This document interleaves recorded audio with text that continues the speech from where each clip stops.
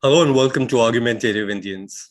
I'm your host, Yajur Arora, and we are joined today by renowned historian and academic, Professor Stephen Dale, on the topic of the first Mughal emperor of India, who we know by his nickname, Babur. Stephen Dale is Emeritus Professor of History at the Ohio State University. He specializes in the history of India and the Eastern Islamic world, specifically Iran, Afghanistan, and Central Asia. He has written many books on Mughals, including a highly acclaimed biography of Emperor Babur. Babur's formal name was Mirza Zahiruddin Muhammad, which means defender of the faith, in this case Islam. Later in his life, after defeating the Rajput Confederation of North India led by Rana Sanga, he assumed the title of Ghazi, which means a crusader of Islam. On one hand, he laid the foundations for an empire that is still remembered for its universal tolerance, openness, and cosmopolitanism, under which India thrived and prospered and eventually became the largest economy in the world. On the other hand, Babur himself has been labeled by some thinkers as close-minded and bigoted, whose derisive comments about the people and the culture of India sometimes verge on racism. In this conversation with Professor Stephen Dale, who is widely considered to be the most scholarly biographers of Babur, we aim to uncover the real Babur, buried under 5 centuries of myth-making. So welcome to Argumentative Indians. Good evening. It's delightful for me to be there. So as the introduction suggests, the image of Babur, of course, is suffered greatly, especially in the last few decades, from this perception of him as a religious zealot, and either as a religious zealot or as a Central Asian barbarian, or both of those things.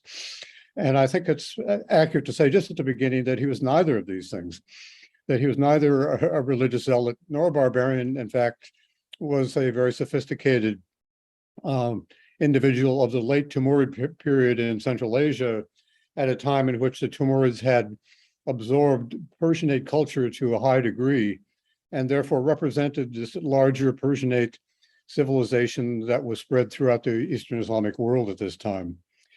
But let me come back to Babur and say, I think why he's so important. I mean, I think he's important because of the arguments that are going on, not only in India, but also among American scholars who have written about him. There is, of course, just a remarkable amount of material about Babur, because he wrote what is really one of the most remarkable autobiographies, not only in the Islamic world or in India or in Central Asia, but in the entire world. That is, I think it's possible to say that there's no other autobiography of this character, of this quantity, of this significance written by any royal individual at this period of time. It's a really remarkable piece of work, which reveals an enormous amount about his culture, and more particularly about his motivations, which we'll be talking about today.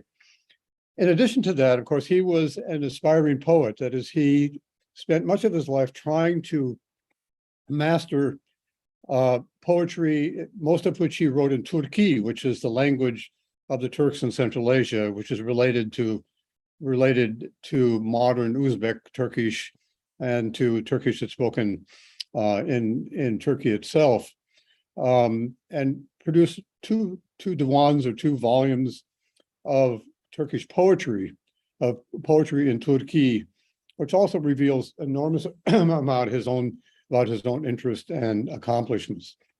So he's one of the most highly revealed individuals in the Mughal period, or in the entire period of the Sultanate, the Mughal period in India. But to come specifically to this question about whether Babur could be considered as a religious zealot, or as they put as a Ghazi, which he's sometimes labeled as this. Fundamentally, I'll come back to this point, but fundamentally, I'd say that in terms of his invasion of India, to say that he invaded India because he thought of himself as a Ghazi is absolutely ridiculous. And it can be shown to be ridiculous by this enormous amount of information that's available to him. I'll come back to the question of the battles of Ranasanga and what happened when he got to India, which is distinct from this.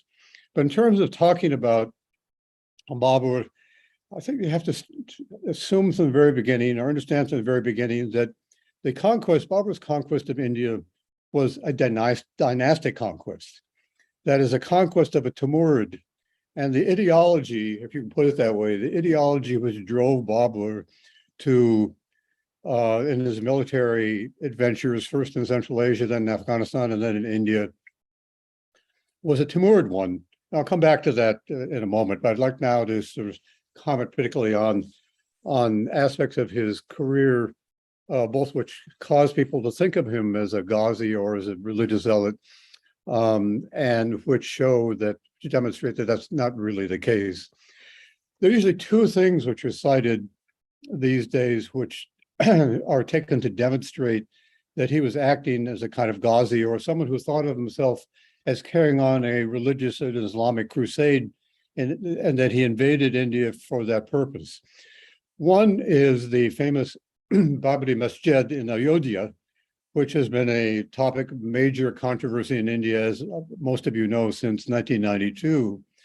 It was assumed that Babur had a mosque built on a Hindu temple specifically to make the point that about the superiority of Islam, or to demonstrate that he was in India to spread Islam. The second major point, which is usually brought up, of course, is his description, or the description was written by an Iranian who accompanied him, of the battle with Raja Sangha in the Battle of Kanwa, and the subsequent battle of siege of Chandari, which succeeded that.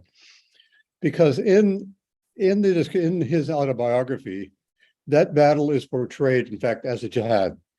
And Babur, in his autobiography, says that he was lucky in this battle to have survived and not to have become a shaheed, not to have become a martyr, but to have become a Ghazi. That is, he sort of jokingly writes a poem in which he said, isn't it wonderful that I didn't have to become a martyr, but instead I become a successful holy warrior.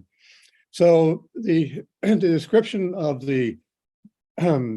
of his battle of Kanwa with the Rajputs is the one thing in which he really does use the ideology of militant Islam. I'll come back to that point in a minute. But if I could, I'd really come back to his autobiography and to Central Asia.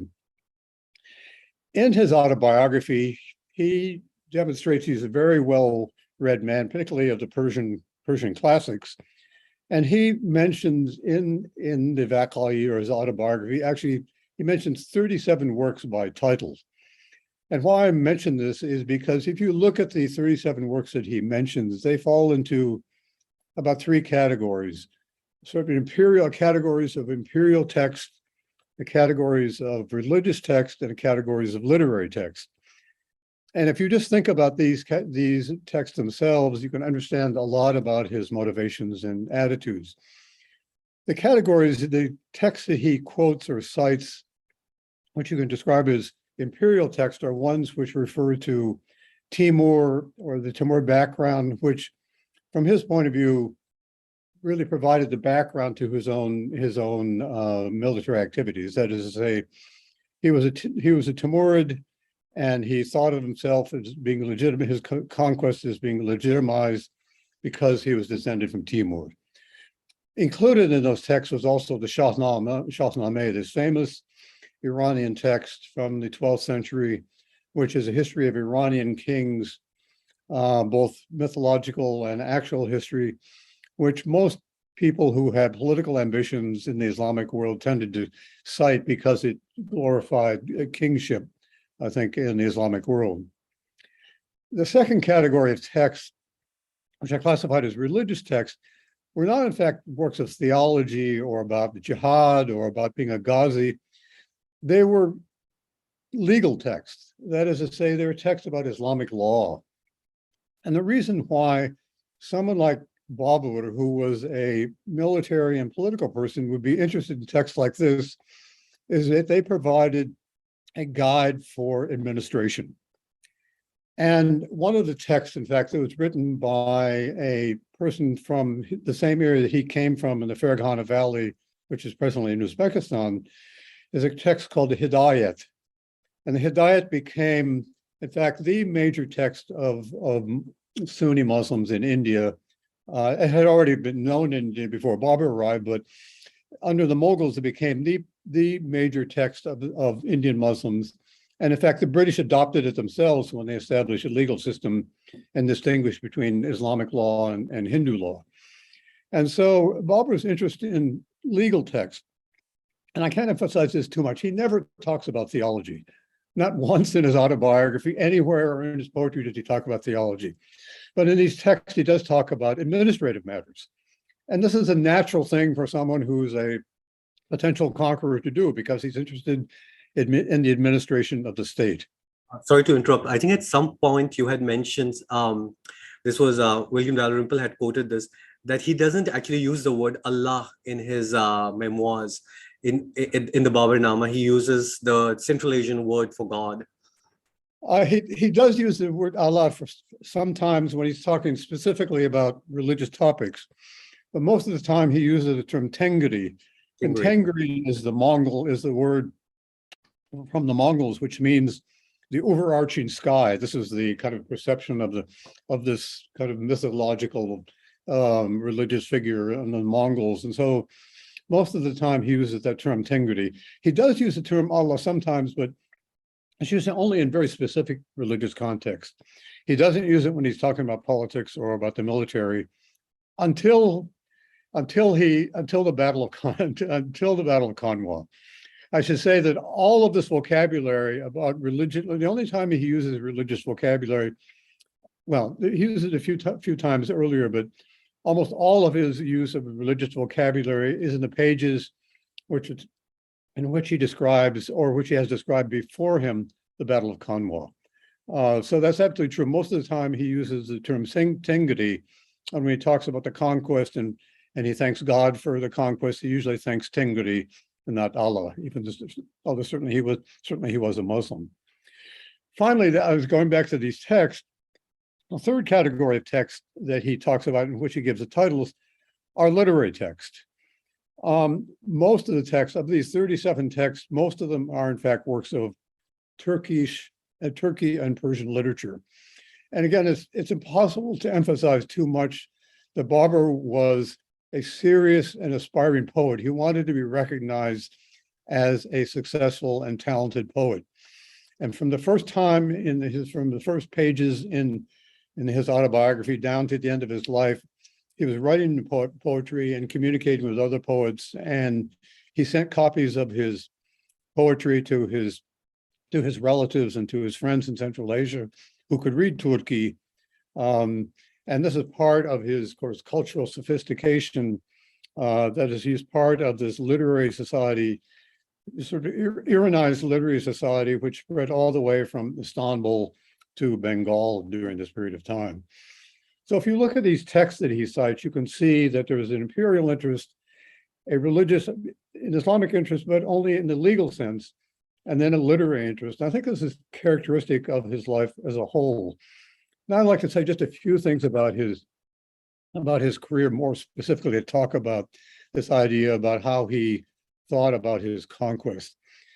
Initially, he spent the first 10 years active military campaigns from 1494 to 1504. This is the period when he's still in Central Asia.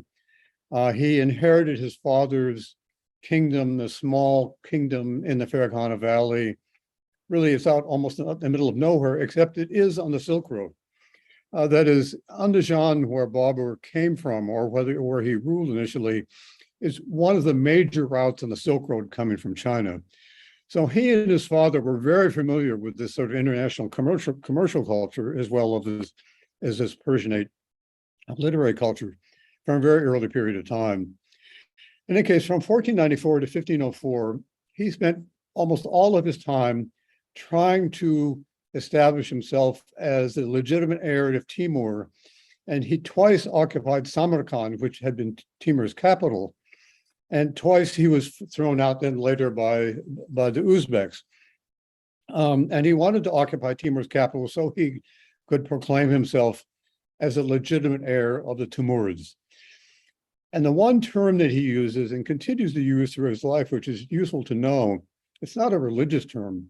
It's an Arabic and Persian and Turkish term. He uses the term when he's describing his activities or describing the activities of his relatives.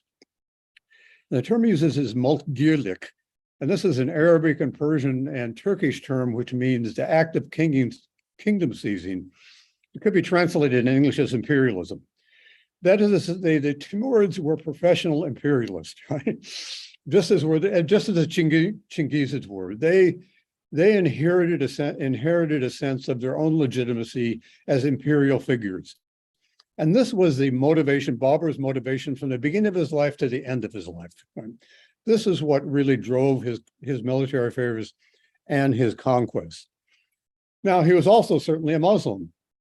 But in that period when he describes his life in Central Asia from 1494 to 1504, he only really mentions Islam a few times, and he usually mentions it when he's talking about the Islamic community in relationship to the Mongols. Because even though he was part Mongol on his mother's side, he hated the kind of barbaric and military tactics of the Mongols, and many of whom had attacked his own community. And so he talks about the Muslims not as a religious community, but he talks about them as a religious community, but he doesn't talk about the theology. And he almost talks about the Muslims the way that Jinnah talked about the Muslims in 1948, 1949 in the foundation of Pakistan. That is to say, Jinnah, who we all know was not a very religious man, rarely went to the mosque, rarely talked about theology, nonetheless was interested in protecting the Muslim community. Babur, to the extent that he talks about Islam in this period of time, talks about it in the same way, but it's just a few passages, just a couple of small passages, and it's a relationship to what the Mongols are doing. The only other thing he says about religion throughout most of his career, with the exception of the Kanwa battle, is his involvement with Sufism. Because like so many other Mughals, like so many other Central Asian Muslims, he was connected to a Sufi order, in this case, the Naqshbandi order, which he then drew into India with him when he conquered India, and became a major Sufi Silsile or order in India. So almost the only time that he expresses a kind of psychological or religious enthusiasm for religion is when he's talking about Sufism. His father was very connected with one of the most important Sufis in Naqshbandi Sufis in Central Asia. And Babur, to the extent that he talks about any kind of religious support for his conquest, he talks about the Sufis, not about any other aspect of Islamic theology. Now, if I could go on and just briefly talk about his career in Kabul, because most of his career, of course, he spent as a ruler in Kabul and a ruler in Eastern Afghanistan. And as many of you probably know, he finally left Afghanistan because Afghanistan was so poor and so difficult to control that trying to establish a kingdom in Afghanistan was just a hopeless task. He only went to Afghanistan, of course, because he was thrown out of Central Asia by the Uzbeks. Right. The only reason he was in Afghanistan, and the only reason eventually he was in India, because there was no place else for an ambitious Timurid to try to establish a state. So his first attempt was when he went to Kabul, he expected to return to Central Asia, and he did return to Central Asia in 1511 to try to reestablish the Timurid control Central Asia.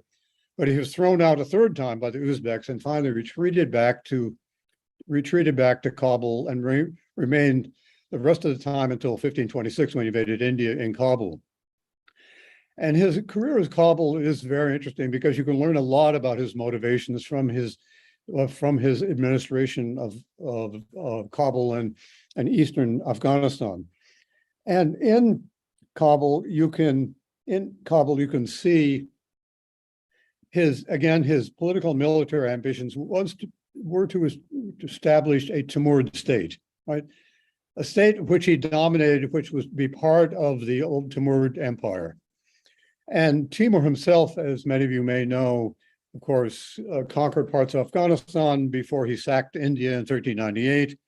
And so Babur's involvement in Afghanistan, he legitimized or defended because Timur at one time had controlled Kabul. So he could legitimately claim Kabul for that reason, or he said he could. It didn't really matter whether he could legitimately claim it or not. I mean, it was the only place he could go and establish a Timurid state. But in any case, he did claim it for that reason. The striking thing about his 20-year period in Afghanistan, first of all, of course, he spent the time trying to establish a state there or to return to Central Asia. His desire really was to return to Central Asia because that was the Timurid homelands.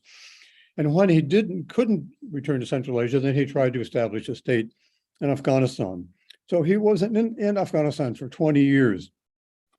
During that 20-year period of time, it's important to realize that not once did he ever build a mosque, right? Now, you would expect that any Muslim ruler in any of these states would be busy building religious architecture. But in fact, the one communal kind of architecture he did build, as many of you again may know, was he built gardens all over Afghanistan, right? Just as he built gardens in India. And his famous garden in Agra, the Garden of the Eight Paradises, or the Gold Scattering Gardens, were a continuation of this tradition, because for him, the most important social context was not the mosque, but it was the garden. Because in the garden is where people recited poetry, where people made agricultural experiments, and where they drank a lot, right? Really drank a lot. And in these gardens, which he talks about with great nostalgia when he went to India, all these things would happen. He would sit in the gardens with his military colleagues. I've had experience like this one time when I was in Peshawar with some Pakistani friends, and we had dinner in the gardens, and people would recite Persian or Urdu poetry. I've seen exactly the same kind of thing. And so these gardens were the center of his social and political, and you could even say military life.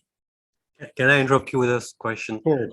I'm just curious, what was their drink? What were they drinking? Was it wine at the time? What was the more? They drank wine, and they sometimes call arak, but they drink wine, and they also took this intoxicating drug called majun, and it's almost the effect of people that the drugs had during the holy celebrations in India. But so they drank both. They drank wine. They drank sometimes hard liquor.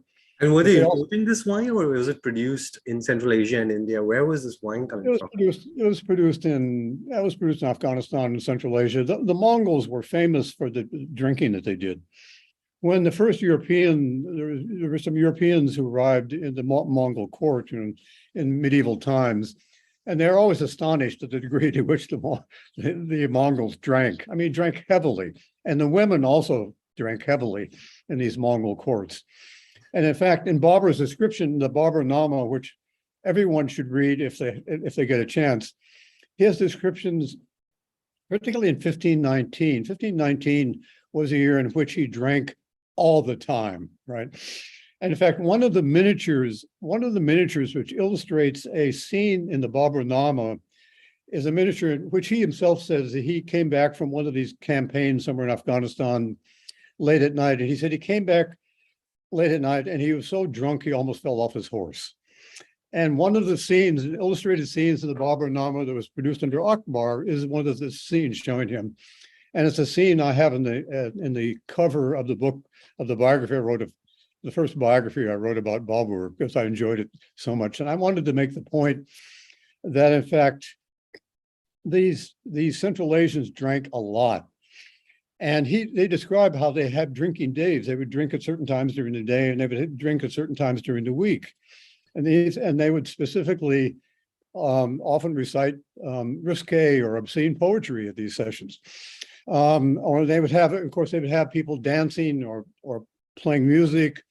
And they would also conduct they would plan military campaigns. So the importance of these gardens in Babur's life during the period he was in Afghanistan, and also when he went to India, is enormous. As I say, it's the one congregational setting, not the mosque. During the period he describes his life in Afghanistan, he does not describe once going in and praying in a mosque, not once. That doesn't mean he didn't do it. He might have done it. But it wasn't important for him. What was important were the gardens. And it's impossible not to emphasize this too much. And some of you may know, when he got to Agra, he looked around and complained. Of course, he complained about a lot of things in India, but he complained that there are no decent gardens. And the first thing he did is start building gardens there, right? So the second point I want to make about his life, apart from his military campaigns, which of course continued all throughout this period, the second point I want to make about his life there is that in terms of the literature he was involved with, the literature was Persian and Turkic poetry, not Islamic religious text. Right? He never talks about theological text. It's clear he wasn't interested in theology at all. He never talks about them. So during this period of time, again, when he's talking about the gardens, he's often talking about composing poetry. And sometimes he also composed music. That is, he thought of himself, he was a good example of these later Timurids from the 15th and early 16th century, the 15th and 16th century, at which point the Timurids had become totally Persianized in terms of their culture. And so even though he wrote most of his poetry in Turki, that is his Turkish language, most of the models of poetry were Persian. And Amirkhos of Dehlevi was one of the models that he took, in which Babur had recited to him as a young man by his father in Central Asia. So I think those two things are important to know about him, the period he was in Afghanistan. The only time he talks about religious texts, again, are legal texts. And he himself wrote a text in Turki during this period of time as an instructional manual for his son. And he wrote it, and it includes things like taxation policy or building of roads and these kinds of things. They included practical matters, right? And the other thing I'd like to say about this period, just in 1519, because by 1519, it was clear that he could not return to Central Asia successfully. He'd been thrown out of Central Asia once again by the Uzbeks.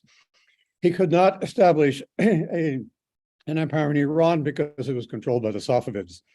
He had given up trying to establish a kingdom in Iran because he couldn't control the Afghans. And in fact, he describes the area that Osama took refuge in 2000, after the attacks there, as impossible to govern. So by 1519, he had pretty much made up the decision to try to establish a Timurid state in India. And the other interesting thing to know about that period in 1519, which is also a period in which he spent much of the time drinking, I should say, as he names his newly born son, one of his newly born sons, he calls him Hindal, Hindal. Now, what does that word mean? Why doesn't he call him a Muslim name? Because what Hindal means is the taking of India. And al is from a Turkish verb meaning almak, to take or to seize. So by naming his son Hindal, he is proclaiming for the world at large he intends to seize India. And he's also showing that he doesn't identify Hindal as the new Mahmud of Ghazni, right? Even though he was very familiar with Mahmud of Ghazni and the Ghaznavids, he doesn't give him a religious name, right? He gives him a name which is partially Turki, Hindal, the taking and seizure of India. So the way he presents this is, of course, a continuation of Timurid conquest, because he uses a Turki word. And that's just so important to know. Just a quick question there. So you emphasize on the fact that he likes to draw his lineage from Timur, and that's how he sees himself, and he almost has a derisive view of Mongols, or as Mughals in Persian. So at what point did he and his ultimate his dynasty began to be called Mughals. Like, who started calling them Mughals? Was it the Indians? Was it the Persians? Who started this? Why did they become Mughals? I've tried to find, I don't know exactly when it was first started. It was used in India, and the Europeans began to use it also. But the term Mughal, as you undoubtedly know, means Mongol. I mean, it's the Persian word for Mongol. And he would have been horrified, Babur himself would have been horrified to have this empire described as a Mongol empire, even though on his mother's side, he was, of course, descended from Genghis Khan. I don't know the first person who actually used it, but it became common to use it in India. The British used it. But was it common even at the time of Akbar and Shah Jahan and Jahangir Shah Jahan? Like, was it already prevalent at the time, or? Not by the Mughals themselves. They referred to themselves as the Timurian, or they used themselves as they referred to themselves as a Timurid dynasty. Okay. And Shah Jahan particularly, as you probably know, talks about himself as a sort of the second Timur. He was very conscious of this. And do you find it in like Iranian texts, like maybe the Persians were calling them Mongols? Just I don't know. I'm embarrassed to say that even though I've tried to find out myself the first time it used, and I'm not sure when the first time it was used, but it wasn't used by the Mongols. It wasn't used by Babur and his descendants themselves.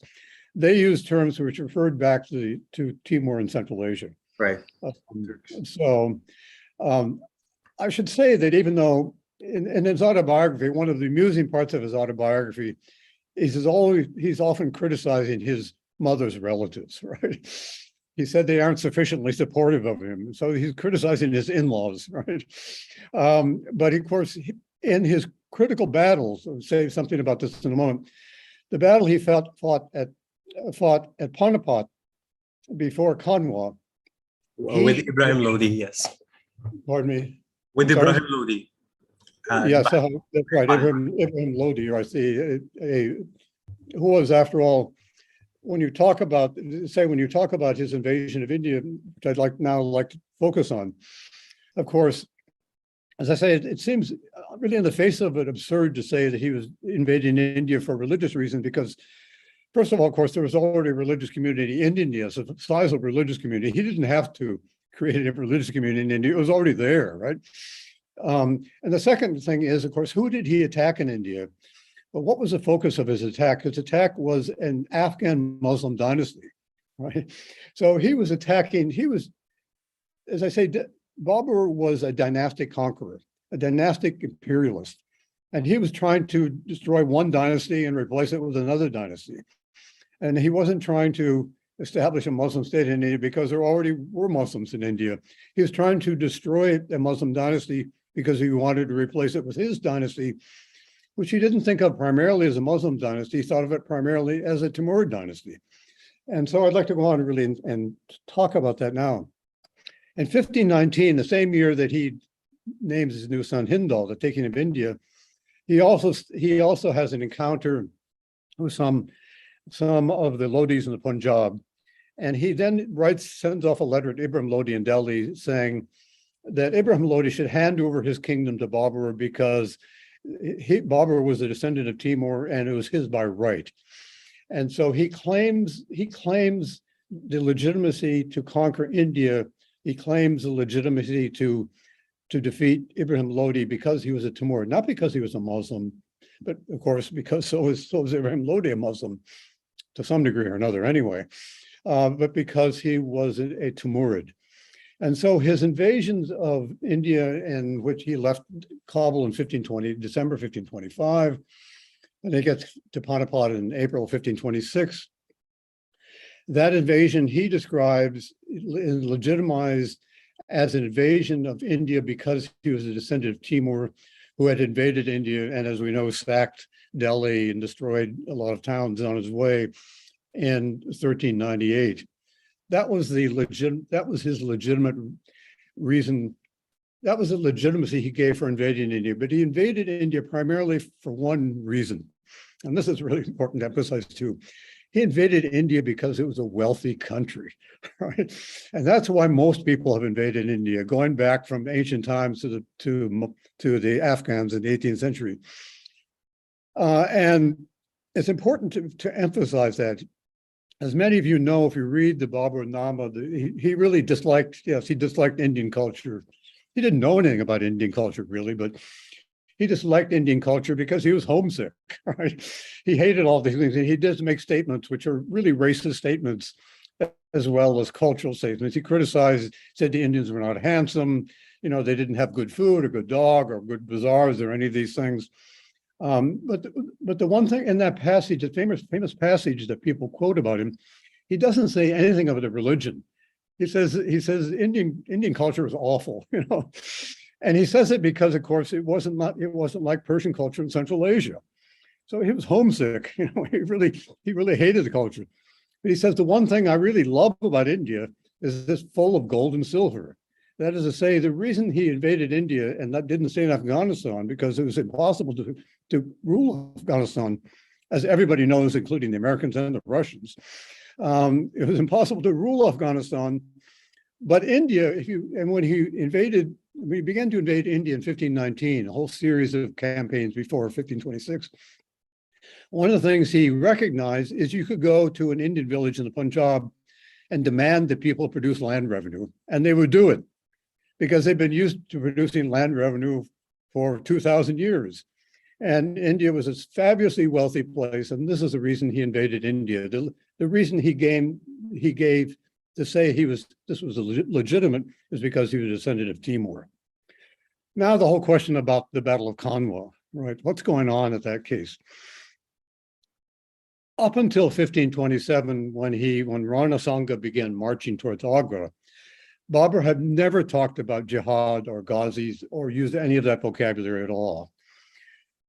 What's striking about the Battle of Kanwa and the description of the Battle of Kanwa, which was provided, as you may know, by an Iranian who had somehow joined him, apparently when he was in Kabul, a man named Sheikh Zain, who came from an Iranian educated family in Khorasan in northeastern Iran. Almost all of the description of the Battle of Kanwa was written by this Iranian for Babur. Of course, Babur accepts it, and Babur himself then later on describes this as a jihad. And he says that and as I say, he writes this poem, I think really almost in jest after the battle, and says, well, thank goodness I didn't become a Shahid, I didn't die as a martyr, but I became a Ghazi, I was a successful warrior, right? So he uses that vocabulary throughout the Battle of Kanwa. He has it used for him. And the description of the Battle of Kanwa was written by an Iranian who has knowledge of this vocabulary and the Islamic imagery and traditional Muslim vocabulary. The Babur himself probably didn't know.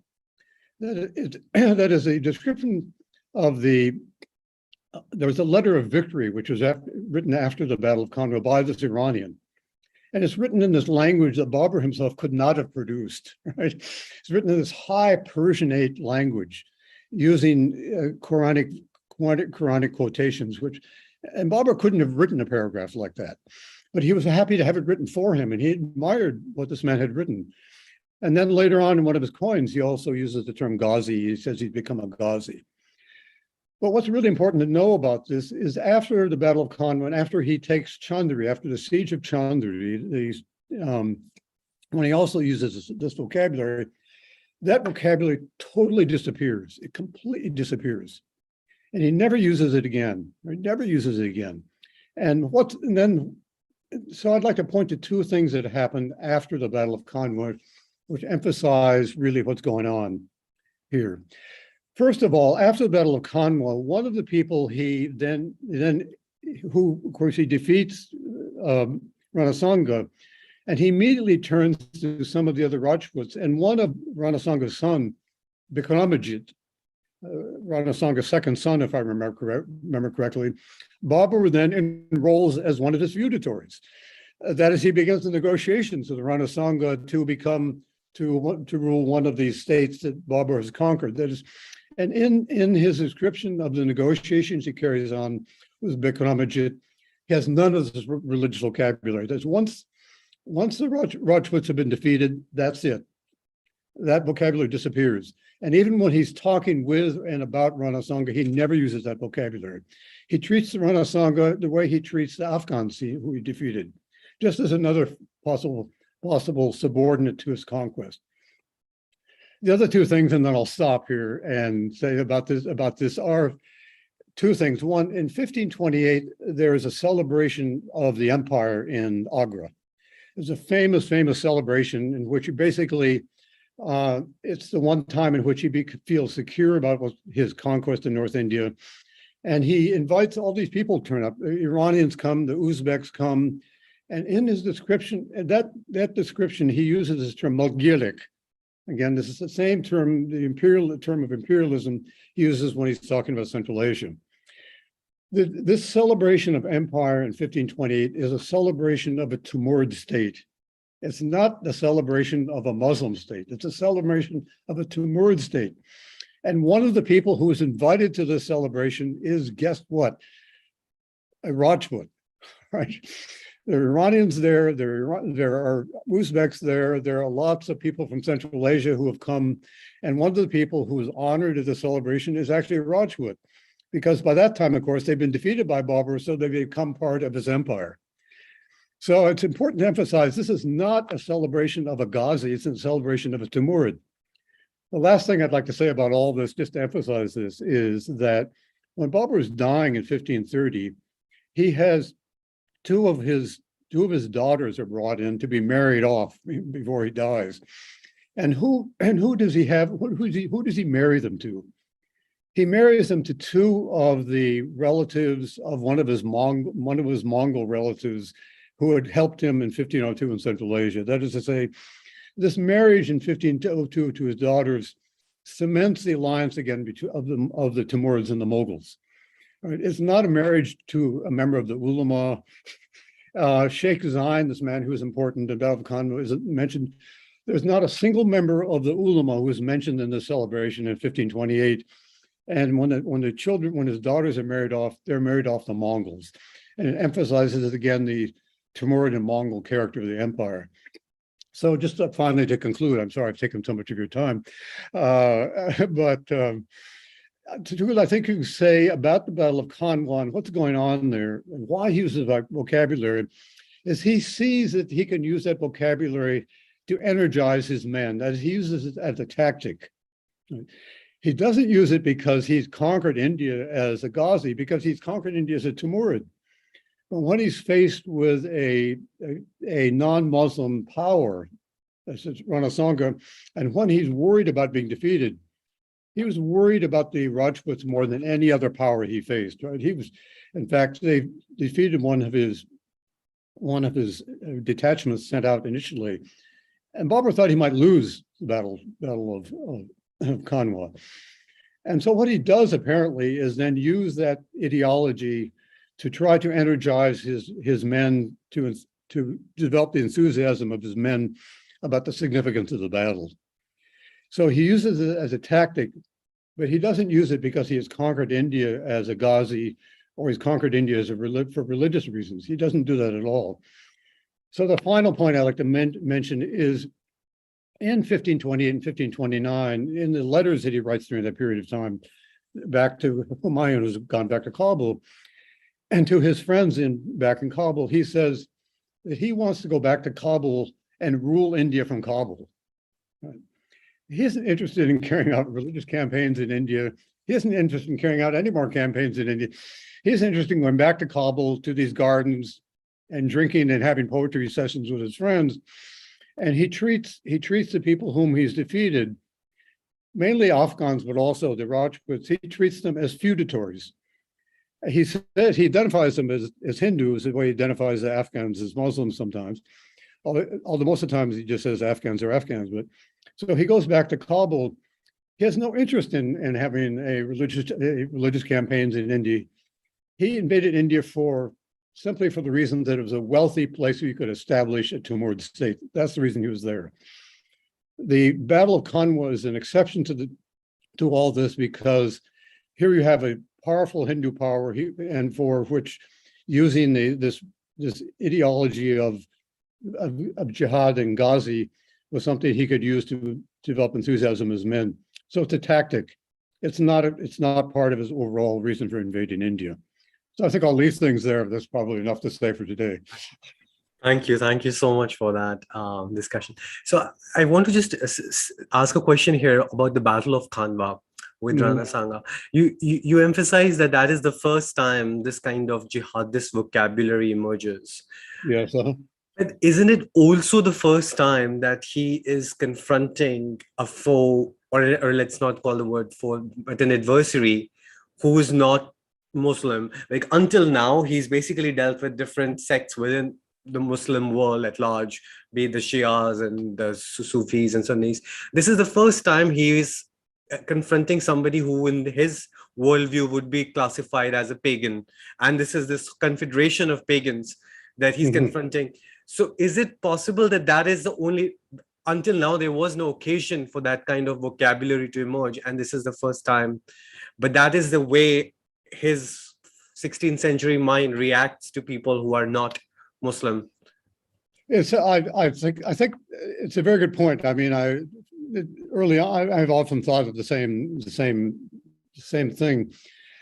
Some of the Mongols he dealt with were not Muslims. Some of the Mongols and some of the Uzbeks he dealt with were not Muslims, but some of them were. So it's a little more. It's that some. So he had encounters with people who were Mongols and the Uzbeks, for example, some of whom were not Muslims, but some of them were. So it's a very fuzzy situation.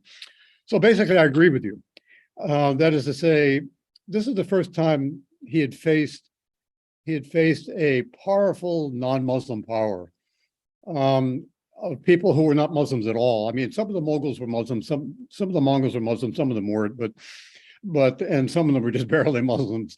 But you're quite right, and I think it's quite likely that if he had faced another, if he had faced another major Hindu power, it's quite likely he would have used that ideology again.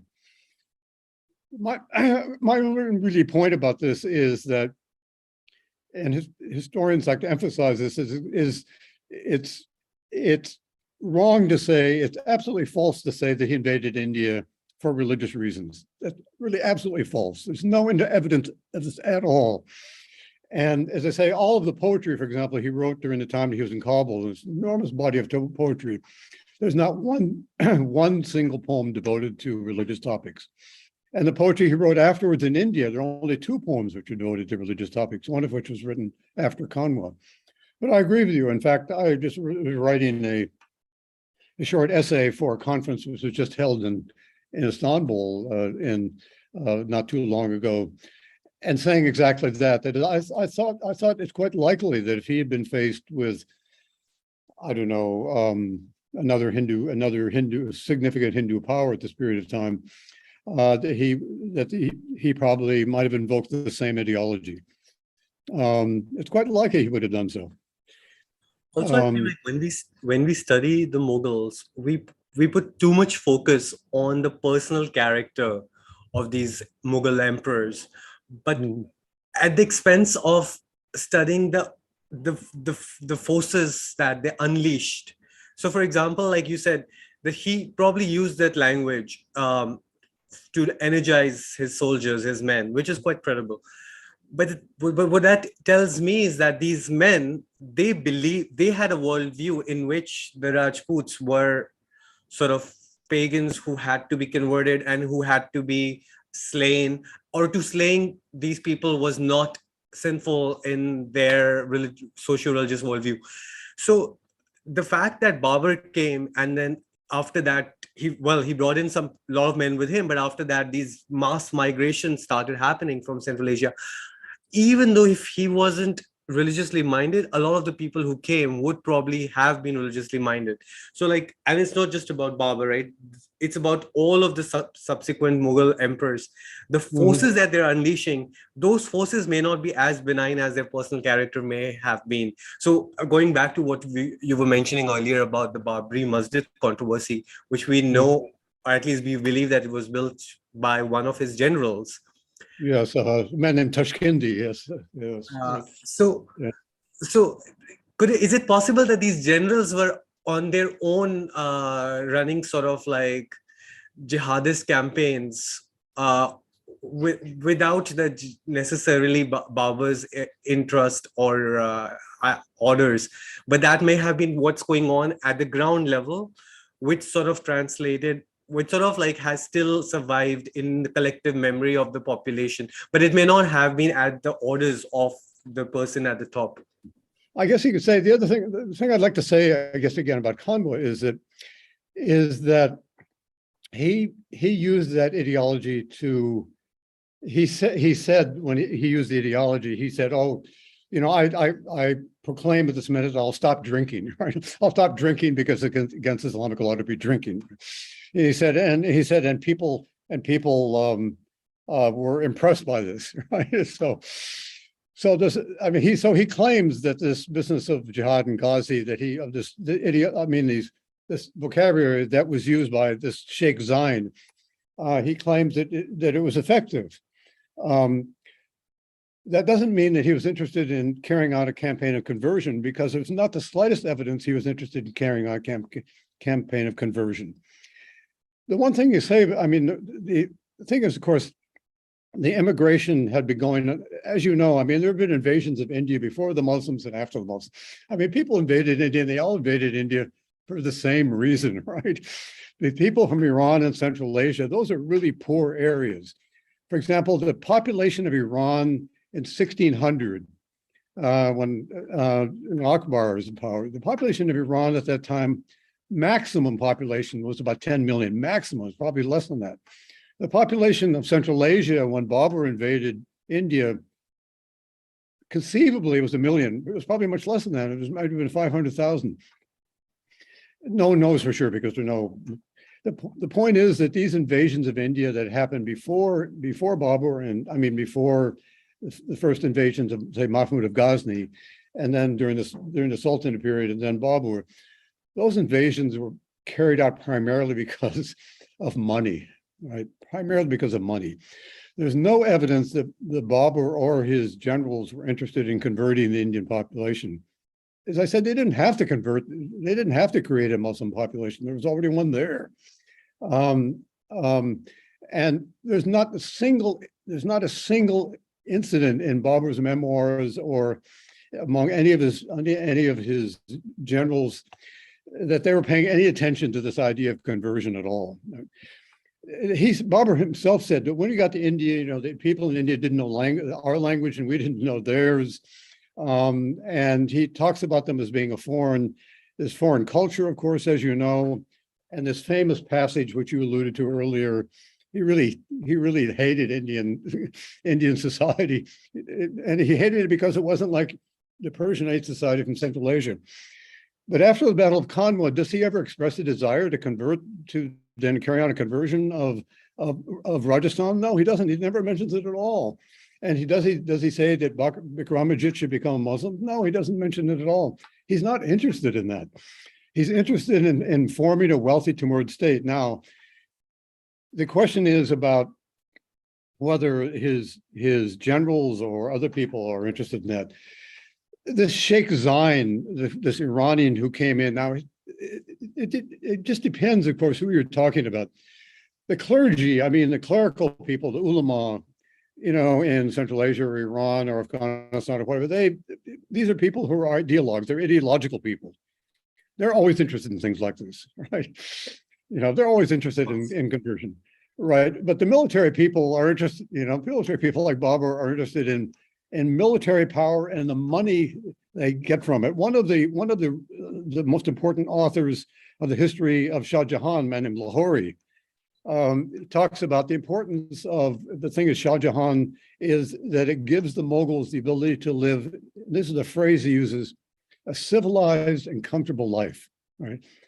That's what the Mughals are interested in. They're interested, that's what Babur is interested in. Now, of course, you mentioned earlier Jinnah, right? So, and similarly, you said Babur was a highly literate man, very, very, very, he's a sort of like an elite, right? And we don't really find this kind of religious zealotry generally there to be among the elites. Now, Jinnah himself, like you said, was never religious, but he did exploit the religious sentiments to take advantage of the fractures that were there in the society. And what he ultimately unleashed was this massive. I don't want to lay the entire blame on him. I mean, the blame can be widely no. shared. But what ultimately happened was extreme religious violence. Right. And in this Khanma battle incident, or even after that, the Medini with the battle at Chanderi, do you think that Babur is similar to Jinnah? He doesn't believe in these things, but he's using those sound bites to mobilize people. But then what happens on the ground may not be what ultimately desires, but things may actually have been much worse than what gets documented. And that may not even be his intention. His intention may just be to win the battle. But the kind of but the people under him are not elites. They're not they're not that educated. They're not well read. I guess the thing is, I guess you have to just distinguish between, I think you always have to distinguish between in any of these societies, the clerical classes and the political and military classes. Because first of all, several of his most important generals, after the Battle of Panipat, they immediately turned back and they couldn't stand India, right? They hated the climate, of course, right? Even though I should say the one nice thing that Babur says about India, apart from the fact that it was very wealthy, is he said that during the monsoons, it was actually very pleasant, right? But I mean, first of all, his army was tiny. It was tiny. And his daughter says that when he invaded India, there were about 12,000 people who crossed the Indus River. Only 8,000 of those were military people. Right? This is a tiny, tiny group of people. And and many of his generals, especially a man named Khaldan, one of his closest friends, immediately went back to Kabul. He said he couldn't stand it. He wrote a poem on the wall of the house he's staying in Agra, saying what a horrible place India was. The climate was terrible. And Humayun himself went back to Afghanistan, right? So the situation, when I mentioned Jinnah, I mentioned the situation specifically because Jinnah was not a religious man. He was a political man, right? And I agree. I mean, I think Jinnah is primarily responsible for what happened. And it's really horrible to see what was going on. And Jinnah's reluctance to make any concessions at all really explained the violence more than anyone else, more than any other single person. But he was basically setting up a political state. That is, the state he established in Pakistan was not a Muslim state. It was a state for Muslims. That's a different thing. And Babur makes similar, in many ways, when Babur is in Central Asia, when he's complaining about the Mongols, he says, Mongols have been plundering my supporters and so forth. And he talks about his supporters in a political way, not in a religious way, but in a political way. And he says, what I have to do is protect these people politically. He doesn't use that term exactly, but that's what he means. And so when you talk about the later invasions, I mean, after the Mughals, there were a lot of Muslims that came in from Central Asia and from Iran. These were not so much invasions as migrations of people who took advantage of that. India became, as you know, I remember the first time I was in Cambridge in England, and I talked to people who had served in India, and you really became conscious of how India was an employment agency for the English middle class, right? And the same thing is true of the Iranians and the people in Central Asia. India was an employment agency for the Iranian and Central Asian middle class. That is, the educated people and people who could write good poetry, right? They could find jobs in India. So the people who came into India after Babur, there was not a huge invasion of nomads, right? Those invasions happened in Iran and Afghanistan and so forth. But the difference between the Mughal conquest of India, or what I usually describe as the Timurid conquest of India, is this was a conquest of a very small group of people for very specific economic reasons. And it wasn't a conquest by a Mongol horde, right? That happened with the Seljuks in Iran, these Turkic peoples who went into Iran in the 11th and 12th centuries.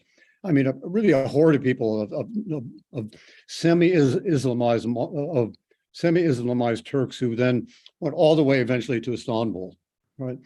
that wasn't true of Babur's conquest. The Babur's conquest of a tiny group of people, and so some of whom may have been interested in religious questions.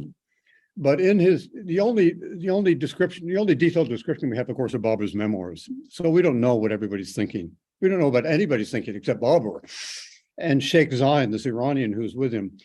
So I think you can say that Sheikh Zain and these people who are clerics or are sophisticated, religiously trained intellectuals, they're interested maybe in seeing increasing development of an Islamic society. But there's no indication at all that that's what Babur or any of his immediate generals are interested in. Agreed. So it's not coming from top down, but you do entertain the possibility that one of these clerics could have influenced one general with his ideology, who probably would have destroyed a temple or built a mosque over it. I'm just entertaining the possibility. Obviously, there's no evidence for any of this. Oh no, it's possible. It's quite possible, but the people most likely to encourage that sort of thing are clerics, and clerics from any religion, whether it's Hinduism or Islam or Christianity. The crazy people in the United States right now. I mean, right now, the Republican Party seems to be controlled by Christian evangelicals. They're really crazy people. So clerics in any of these societies would do that sort of thing. And it's quite possible that there was somebody, and there's no doubt, of course, that because because the Babur state established this very wealthy Muslim state, it encouraged Muslims to come. And of course, many of the Muslims who came were themselves clerics, of course. And people like this were interested in expanding Islam. There's no doubt about that. And clerics see this as an opportunity, right? Even during the British age, we know how much they were lobbying the British government to allow the priests to move into India and then start changing India. So that's where a well understood phenomenon. So I wanted to ask you about Rana Sanga.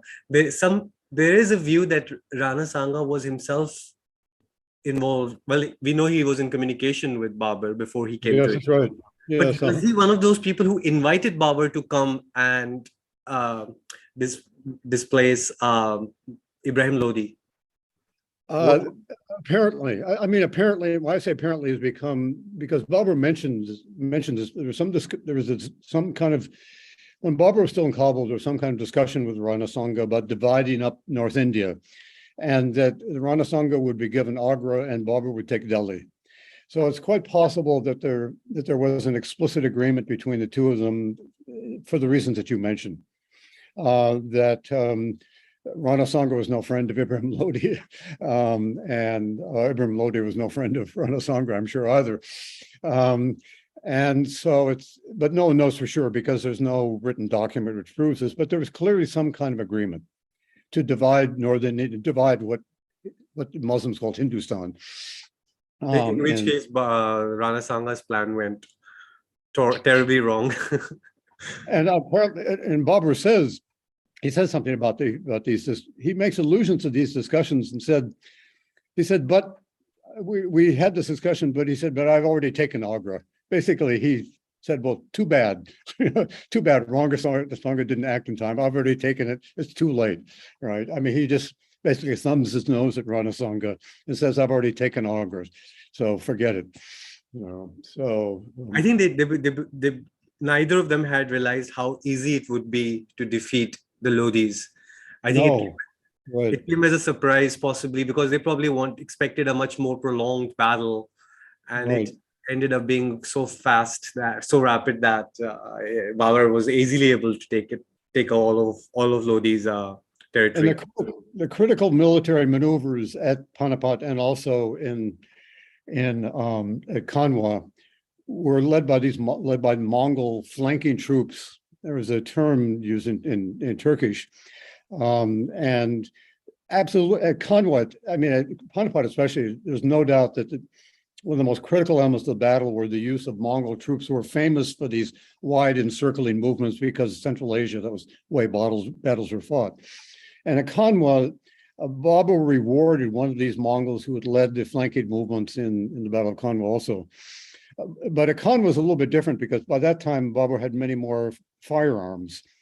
than he did at Panipat. Panipat, he just had a few guns, but by the time he got to Conway, they're experimenting with mortars and all these things. But yeah, And he's getting these firearms from the Ottomans. he learned about the firearms from the Ottomans. That's right. There were Ottoman advisors both at Panipat and at Conway also who ran the artillery section of his army, were run by people either who had experienced the Ottomans in Iran or came from the Ottoman Empire. That's right. And after Khanwa, the battle at Chanderi, it's obviously in Indian legends, obviously it comes across as very tragic because of the Johar that was done, as well as all the mass suicide among the men. So it becomes like a subject of legends. Why do you think that it doesn't get any mention in Babur's own memoirs? Well, first of all, of course, he died in 1530, only 4 years, well, only 3 years after the Battle of Conway. So the latter part of his memoirs are not very detailed. And by the time, and he was sick a lot in 1529, before he died, I mean, he was sick a lot.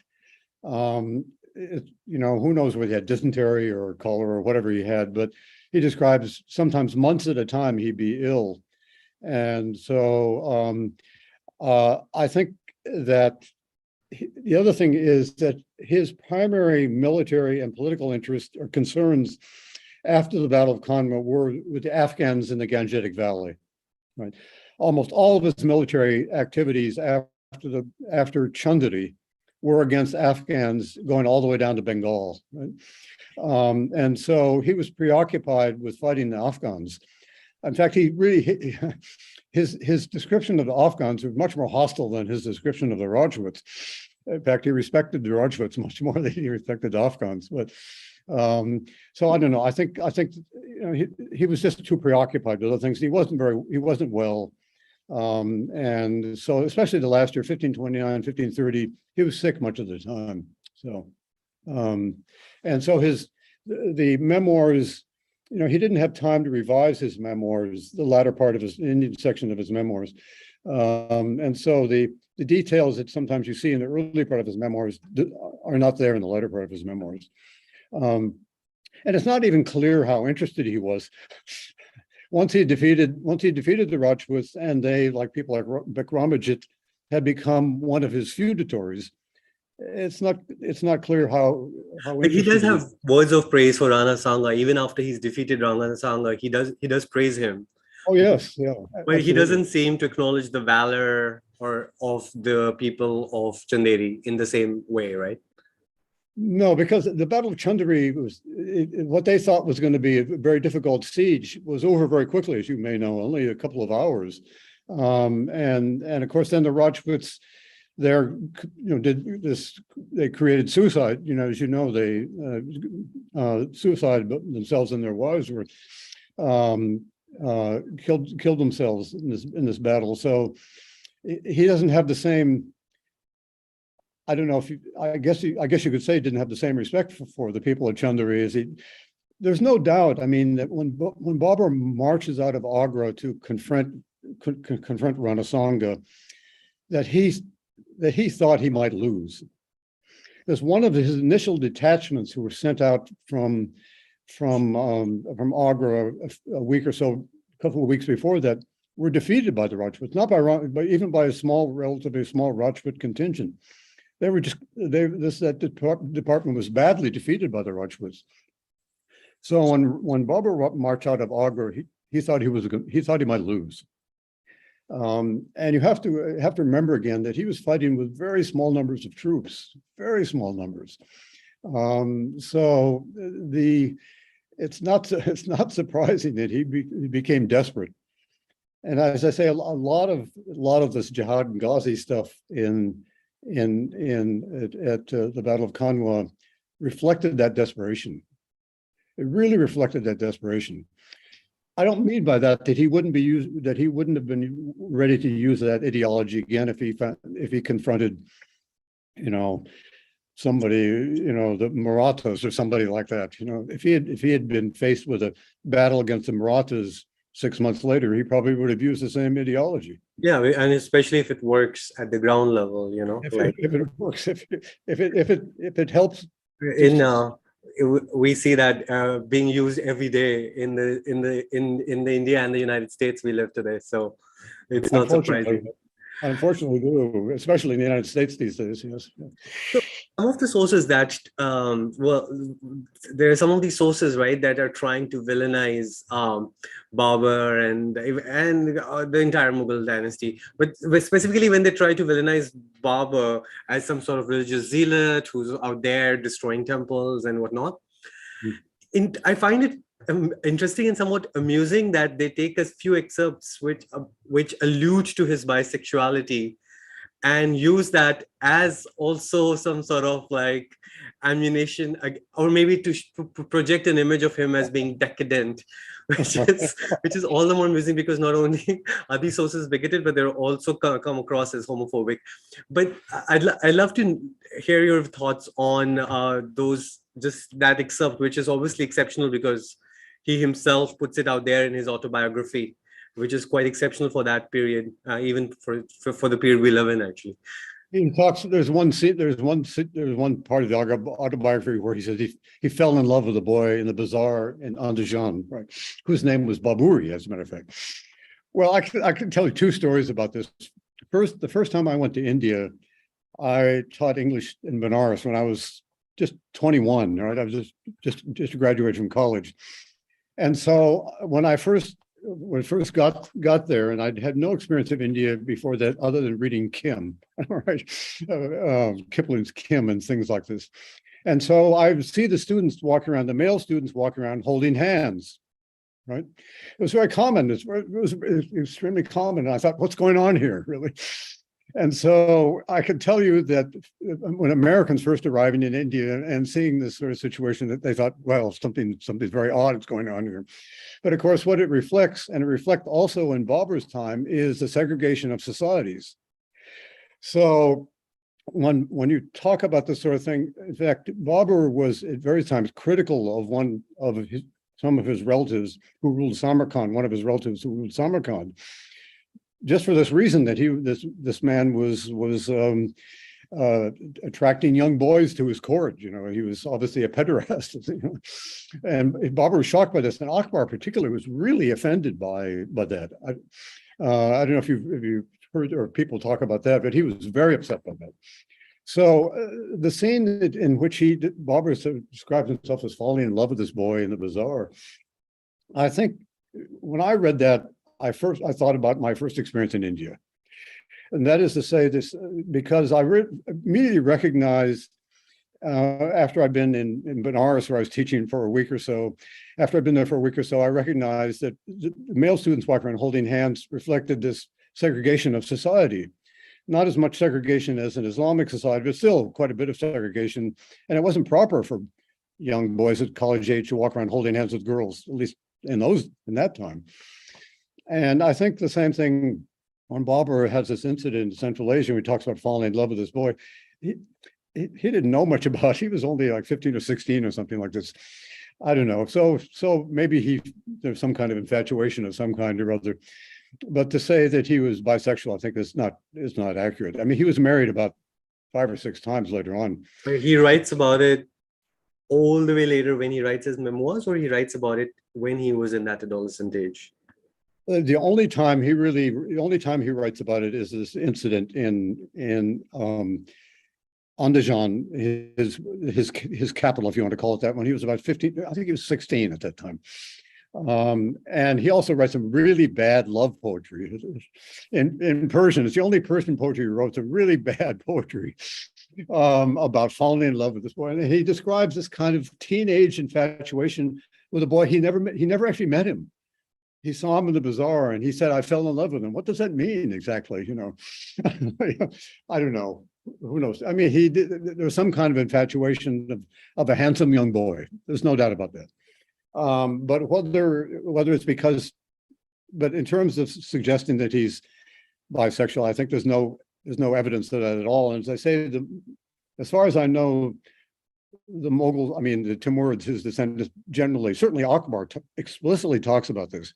He explicitly talks about how angry is at people who do this kind of thing, who bring in young boys, as act as pederasts at court. So I think the thing, if I can say one other thing about Babur and the Mughals in general, there's a 14th century, famous 14th century Muslim historical theorist named Ibn Khaldun, who wrote a treatise about philosophical history. It's basically an early social science history. And he develops a model about sultanates, and which we could have talked about this also, but I think Babur is more interesting. And his idea of his description of what the standard Muslim government, after, especially from the time after the Mongols, when there was no longer a caliph in Baghdad, his description of what sultanates are is really how Babur acted. He said sultanates are these regimes. He refers to them as rational regimes, that is to say, cynical Machiavellian regimes are the interest of the dynasty. And he talks about the sultanates are interested in two things, money and power. And that's exactly a description of what Babur was interested in, money and power. Power for the Timurids, money to have a civilized and comfortable life that the people in Shah Jahan's period are talking about. They really weren't interested in conversion. If you look at all of the Mughal rulers, including even Aurangzeb. I mean, Aurangzeb was probably not someone that either you or I would like to have for lunch, but nonetheless, Aurangzeb, I mean, neither Babur nor Humayun nor Akbar nor Shah Jahan or any of these people really set out to systematically convert Hindus to Islam. That isn't to say that Aurangzeb wasn't like some Christians today in the United States, or some Hindus today in India, or some Buddhists today in Burma. That isn't to say that they weren't intolerant. Of course, he was intolerant. But in terms of converting people to religion, if you look at all the Timurid rulers, would you say that their main interest, or even the interest that energized them, was principally conversion of the population? There certainly were people within the Mughal Empire that were interested in that kind of people we talked about before. But this idea of the Sultanate that Ibn Khaldun develops in the 14th century, I think it's absolutely typical of who Babur was, except that Babur was also this very sophisticated and interesting man. And I think Babur, if he'd lived, would even have a greater figure or importance than Akbar, because unlike Akbar, who's well educated, he was literate, and he was really a representative of sort of high Perso-Islamic society at a very sophisticated level. So he was in India only for 4 years, right? And he didn't really create any empire. I mean, whatever the territory he won was eventually lost. So yes, he sowed the seeds, and I always think about it the way that he set the tone, which persisted all through Akbar, Jahangir, and Shah Jahan, and so on and so forth. So some of the things, like, how does he set that tone? Like, where does he pass on? So to me, it's to Humayun that he passes on his thought process that he bequeaths to Humayun. right. Do you see any evidence of that in the writings or any other literary evidence where he kind of, I guess, guides Humayun in terms of like to have a tolerant kind of regime, which ultimately then transfers over to Akbar and so on? Well, I think the one where you can really see one person commenting on it is Jahangir in his memoirs. He specifically says, that under Akbar, under my father, there was this tolerance of all these, he doesn't use the term religious communities, but that's what he means. And he contrasts it to what's going on in Iran or the Ottoman Empire. He says, under Akbar, he said under Akbar and the Mughal, Akbar was not like, what's going on in Iran or in the Ottoman Empire. And now there's a difference between Iran and the Ottoman Empire, because in Iran, they really did try to convert everybody to Shia Islam. the Ottomans didn't try to convert everybody. I mean, they were also like the Mughals. They were there for money also, but, and, you know, they preserved the Christian community. They're intact. But they're also intolerant. There are many ways the Ottomans' relationship to religious minorities were similar to the Mughals' relationship to religious minorities. They did not try to forcibly convert non-Muslim populations. I mean, the Christian populations in the Ottoman Empire remained intact throughout the history of the Ottoman Empire. But I think the circumstances for Ottomans and Mughals was very different, right? For Ottomans, the non-Muslims were minority. For Mughals, they were the majority, and they were like a vast majority. It would have been.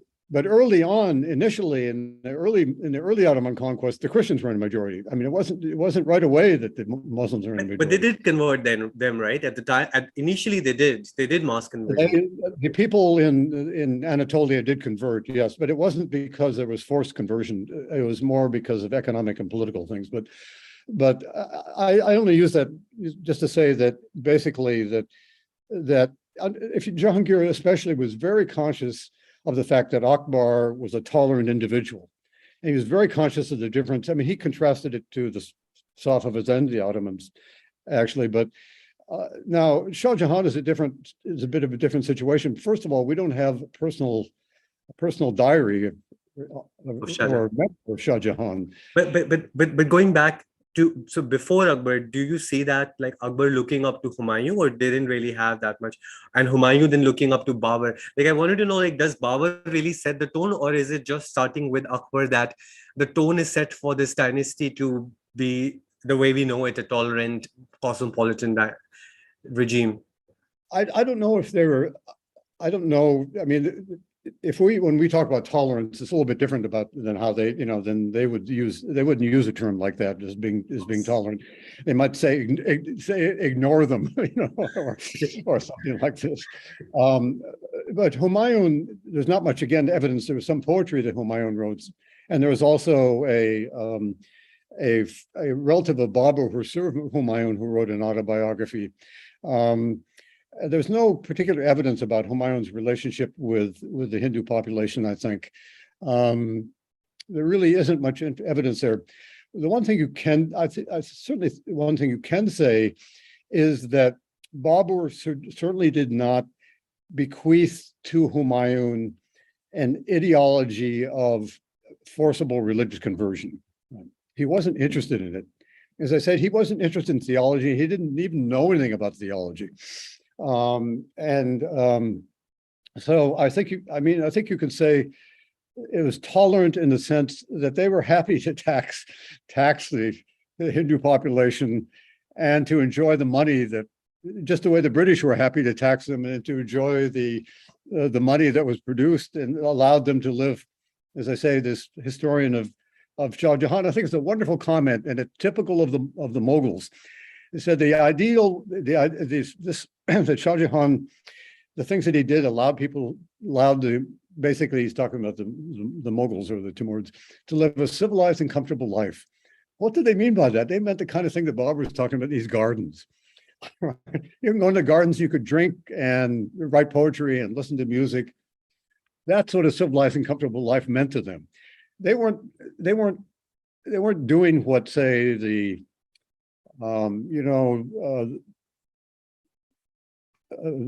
groups of Christians who were very tolerant. I mean, they weren't trying to establish a tolerant policy.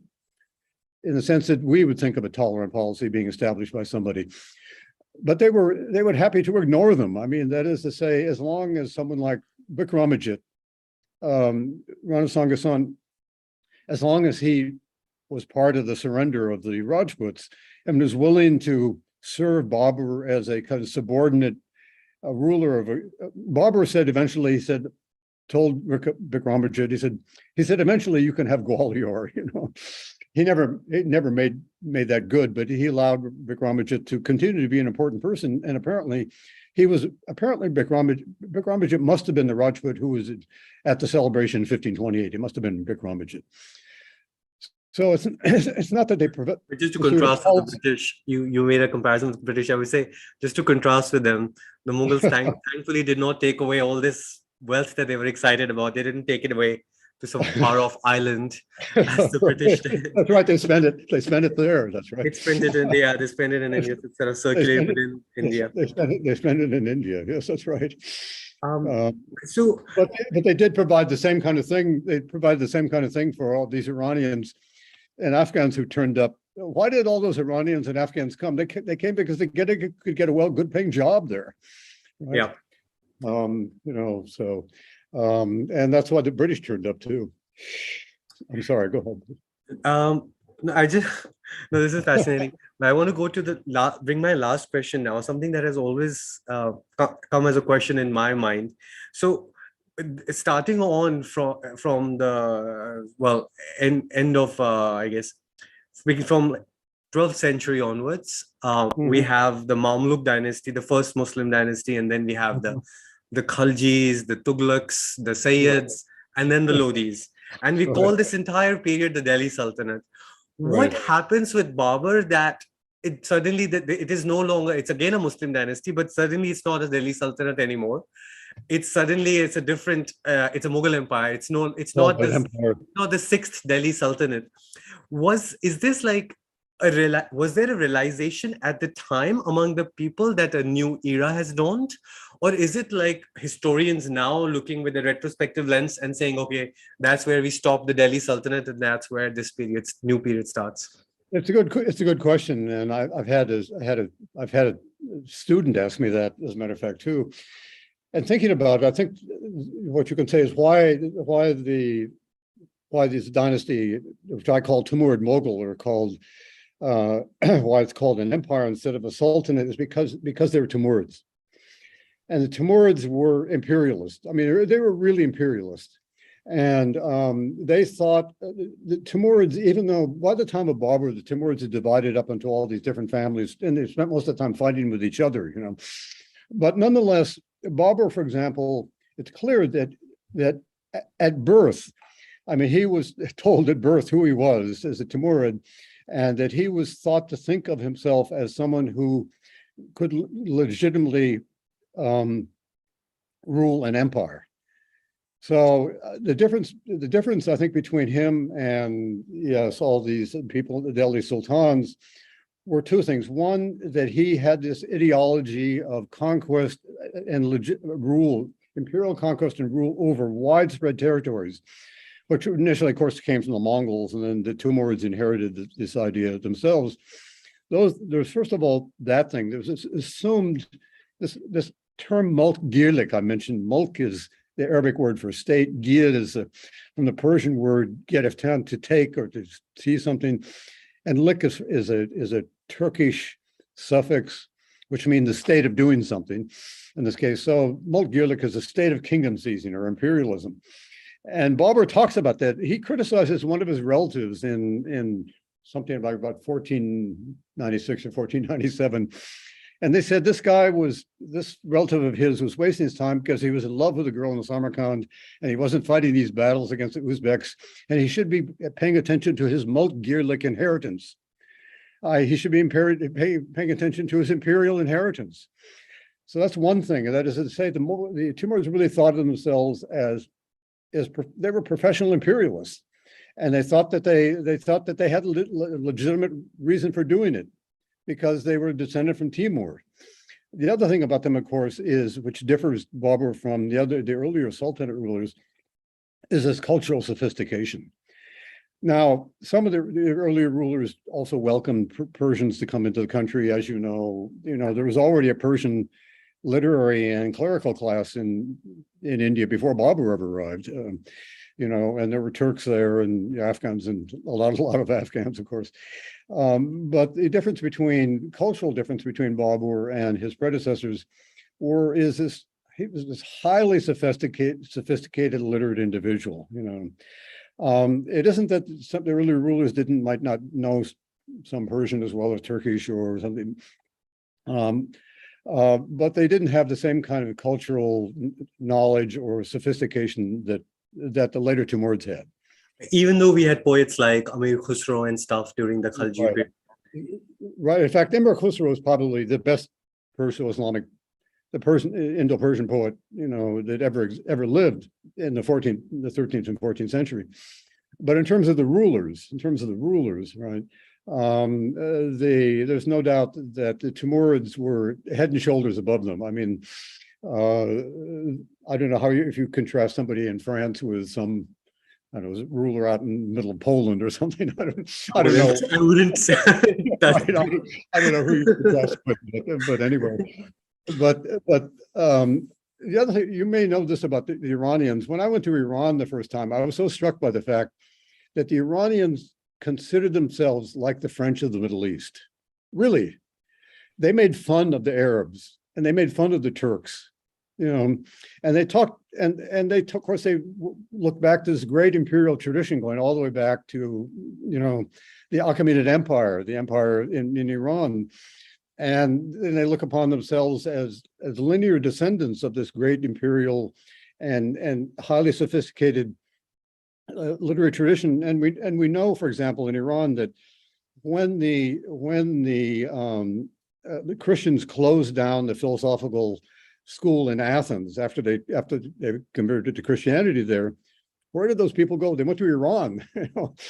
They went to Iran and were patronized by the Iranians. And so there's Persia, in Persia, I'm sorry, yes. And so you have this very sophisticated tradition, literary, and philosophical and governmental administrative tradition in Iran. And I always joke with my Iranian friends about how conceited they are, and how all of them have the sense of cultural superiority to not only to the Indians. Not only Babur talks about being superior to the Indians, but they also made fun of the Turks and the Arabs. So it's interesting. So, although he was himself of Central Asian lineage, he probably identified himself with this high culture of Persians. Yes, he did. Yes. And he probably had a condescending attitude towards the Turkic rulers of India and the Afghan rulers of the Muslims of India, who were also Persianized, but probably not enough Persianized from his point of view. Right. In fact, he uses the term Turk when he uses it kind of not in a capital. When he talks about the term Turk, he uses it to talk about people who are disorganized and uncultured. In fact, in 1502, one of his relatives comes from what is now Xinjiang in China, what is now Xinjiang in China. In fact, he comes to help Babur, as one of his Mongol relatives turns up in 1502, and Babur visits his tent. He says, this guy, this man, very nice. He said he's a very nice guy. He said, but he's a Turk. He uses the term Turk in a sort of small sense. And he says he's Turk because his tent is scattered with rinds of melons, and there's all this junk scattered around his tent, and it's just a mess. And he said only people who are Turks, and he uses the term Turk as someone who's uncultured. And so even though Babur himself was a Turk and ethnically a Turk, but just what you say, culturally he was a Persian. Culturally he's a Persian. And so he uses the term Turk when he wants to make fun of people. That is, even though they were all these guys were ethnically Turks. But if he wants to talk about one of his relatives and said they're uncultured and they don't know anything about Persian poetry, or they act like Mongols or something like this, he uses the term Turk. So you're saying that historians would mark a barrier between the Delhi Sultanate period and the subsequent Mughal period is because, first of all, the rulers were far more cultured, and under them they patronized a lot more culture. So culture prospered under the Mughal rule much more than it ever did in the preceding Delhi Sultanate period. And they also thought of themselves as people with imperial, with a right to establish. Had imperial airs about them. Imperial, well beyond their own territories, that sort of thing. So there's a sense of inherited right to rule over. Timur had campaigned all as what the Mongols did all the way into Russia. So this was an inherited assumption of all these Timurids. Most of them, of course, didn't do anything about it. They just talked about it. It's kind of like nostalgia for them, but nonetheless, they thought of themselves that way. So those two things, this inherited sense of imperial right to rule and this very sophisticated Perso-Islamic culture. I know when I was in Jaipur, I said something about Perso-Islamic culture in the fort, the fort there, and someone got very upset and he said, it's not Islamic. And I said, no, I said I shouldn't have said Perso-Islamic. I said, but the decoration and the is within the fort is Persianized. And then he sort of calmed down after I said that. It's fascinating with the Rajput architecture because you see so many of Persian elements in the Rajput architecture, but also you see so much of Rajput elements in the Mughal architecture. So you see this kind of both ways, there's this flow going on. And I find it interesting because sometimes foreigners, when they come to India and they visit Rajasthan, they think they're seeing everything Mughal. And I'm like, no, that's Rajput. But to an outsider, it's not immediately obvious how, to me it is, but to an outsider, it's usually not. Because they're not able to identify which elements are borrowed from which direction. Right. In fact, it's hard for the uneducated person to figure out what's going on. And the first time I went to India, I was so charmed. I really loved India. And one of the reasons I loved it is that there was this kind of tolerance of all these groups and the examples of all these different cultures. And I spent much of my early academic career actually in Kerala, where you have, Christian communities, Jewish communities, Muslim communities, all of whom, in the same street corner, sometimes in Kerala, you'd have a church, a mosque, and a temple. And so I was very charmed, I guess, by coming to India because it seemed you have these mixtures of cultures and populations, which it's hard to find out anywhere else in the world, really. But you're absolutely right. It's hard to filter out where one thing comes from and the other thing comes from. Yes, but in terms of the certainly imperial architecture, I totally agree. That's right. They borrowed from each other. Yes. Anyway, I think we've gone way over the time, but I've enjoying this. I've been enjoying this so much. I just did not want to conclude it. But thank you so much for this fascinating conversation. I really loved it. And I think what you've done with this book and all these sessions, you've shed light on this figure who's pivotal so much, not only for Indian history, but also he's such a consequential figure in countries like Uzbekistan, Tajikistan, and even in Iran itself. So Babur is actually quite pivotal because he sort of like links together all these different cultures. He comes from there. He becomes pivotal in Afghanistan. He rules Afghanistan. Then he comes to India. So he's sort of like a historical figure across countries and cultures. And one other thing, if I can add to that, Babur's autobiography is an extraordinary piece of work. There's no other autobiography up to that period of time. There's no other autobiography in the world, anywhere in the world, that compares to the richness and depth of that autobiography. So quite aside from his political or military or other activities, that autobiography is famous, justifiably famous. Not that many people actually read it, but it's justifiably famous just because there's no other autobiography in 1530 when he died that is comparable to that work, culturally, politically, militarily. It's such a richness of information. Of course, all autobiographies are works of propaganda, right? They're all works of propaganda, but nonetheless, it's an extraordinary piece of work. So even beyond the cultural areas that Babur is influential by, he's important for that reason too. And would you say its English translation is readable? It's quite readable for a modern reader? Is it easy to follow? It's not. I can't say. One of the reasons that not that many people read it is it's not that easy to follow because it's so detailed.